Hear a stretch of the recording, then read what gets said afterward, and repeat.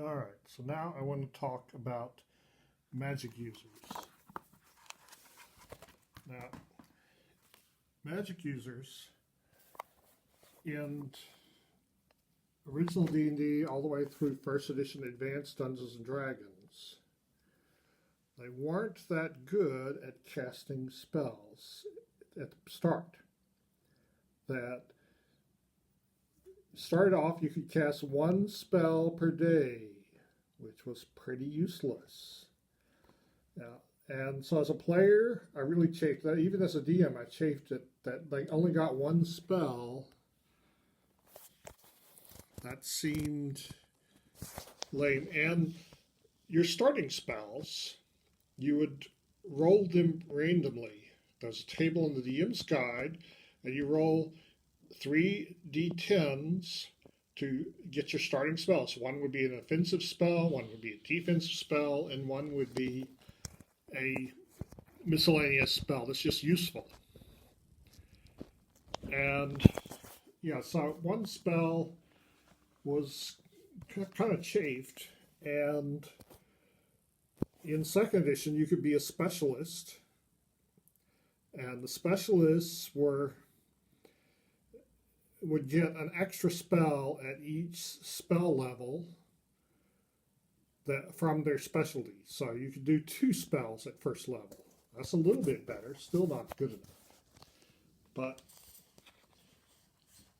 one solution was in this book. Al-Qadim in second edition offered this class called the Sha'ir, who would control like a little miniature genie and would send it off to get spells. It would take time to go get the spell, but it would come back with a spell and then you could cast it. And you weren't limited by just first level spells. That the book had its own, the setting had its own list of spells. I can find them. So it had its own list of spells. And to start off, if you were playing a Sha'ir, you would know all of the first and second level spells from this. And any spell you saw cast, you could add to your list of available spells. So you could do higher level spells if you had seen them. So your chances of getting a spell that you want were 50% plus 5% for each level you are, minus 10% for each level of the spell.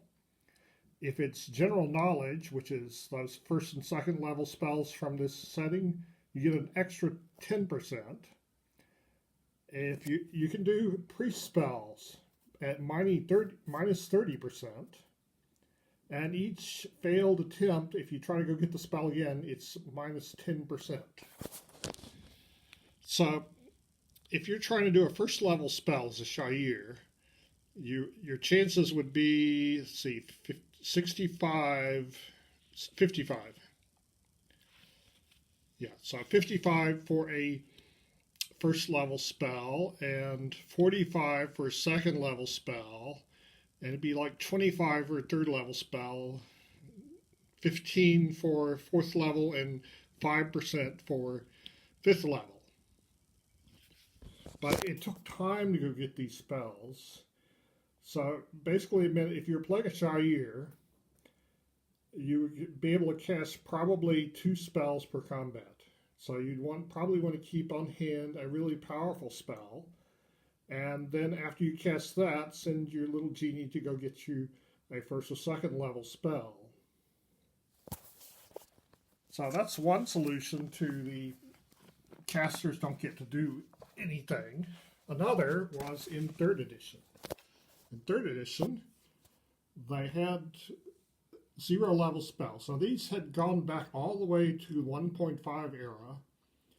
But in first and second edition, if you cast a 0 level, if you memorize 0 level spells, you can memorize 4 of them instead of a first level spell. But now wizards could do 3 0 level spells and 1 first level spell to begin with.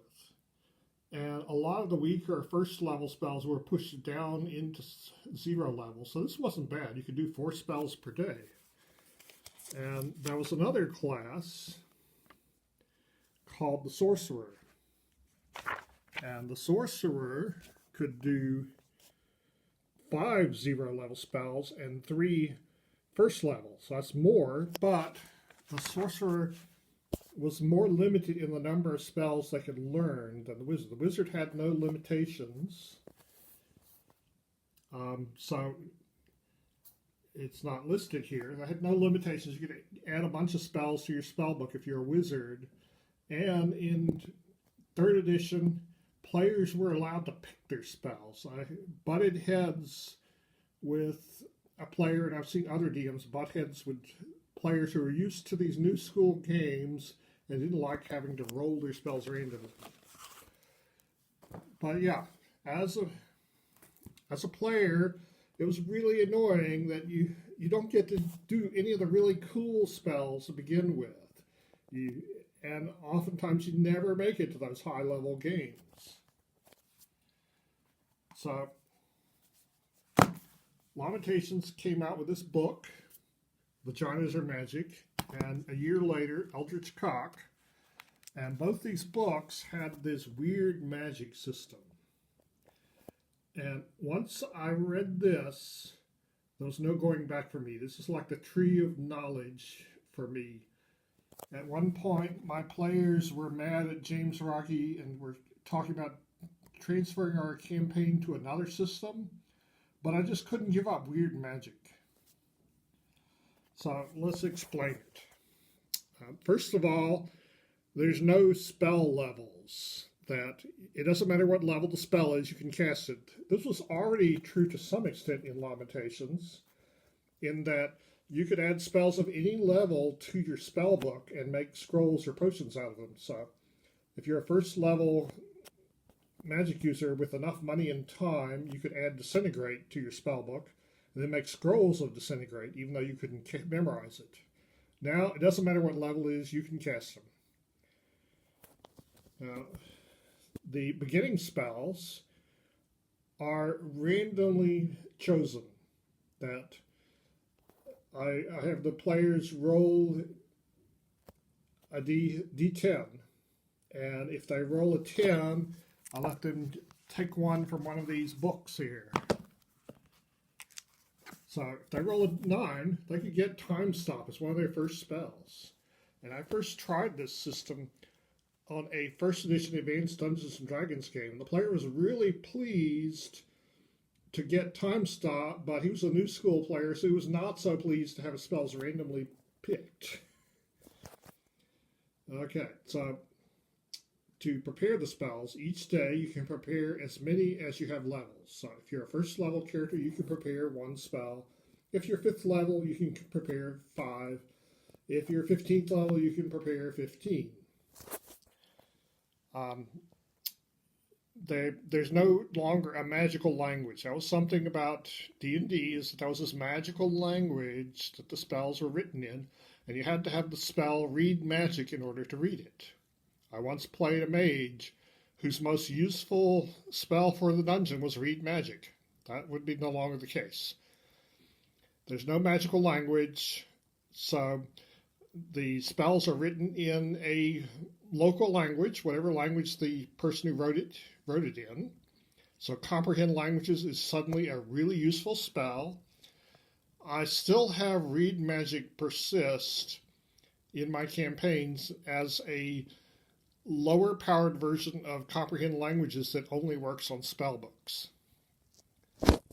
So you can cast spells of any level. Doesn't matter. If you have it, you can cast it. Also, you don't need to memorize spells multiple times. If you've got Magic Missile memorized, then if you need to, you can cast it 5 times that day. You don't have to memorize it 5 times in order to be able to do that. If you've got it memorized once, that's enough. You can do it. Now, another part is this thing called risky casting. So, you can, under certain conditions, cast a spell even though you shouldn't be able to. So one of them is you can cast it if you've already cast all your spells for the day. You can risky cast them. Another is if you memorize the wrong spells and you need one that's in your spell book but you didn't memorize it, you can risky cast it. Another is if you're reading from a scroll or spell book to cast a spell and you didn't personally write this scroll, then you can risky cast it. Another is if you are carrying too much stuff, if you're too encumbered, then you can risky cast. And another one is if you cast a spell in the same round in which you take damage, then you have risky cast that spell.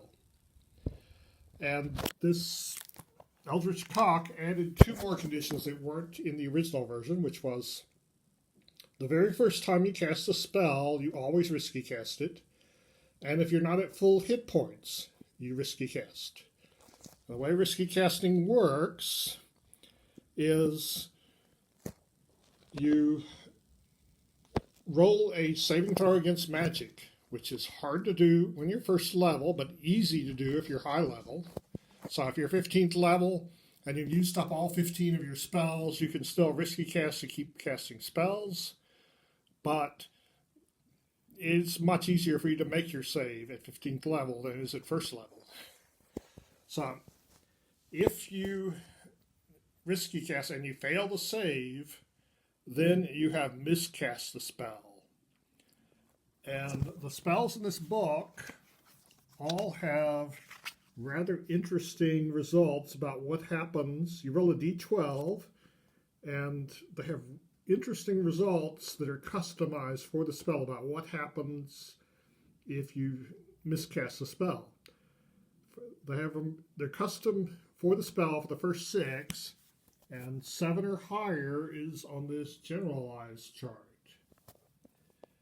So when I first implemented this in Lamentations, I had a character who was playing an illusionist, and he was afraid to risky cast. But after the players risky cast a few times and rolled on the miscast spell, they came to love it. They came to want to miscast stuff because it was fun. But yeah, they destroyed whole villages and things with this. So a house rule that I've changed about this, it says there are no spell levels, but I like to make the players make the hard decisions when they're researching spells about what are they going to pay for. So I continue to keep the spell levels as far as the cost and time of researching a spell. So this makes the players choose between, am I going to research time stop, or for the same price, will I research haste and invisibility and Howl of the Moon and Magic Missile. You can do all those for the same price as time stop. So which will you do?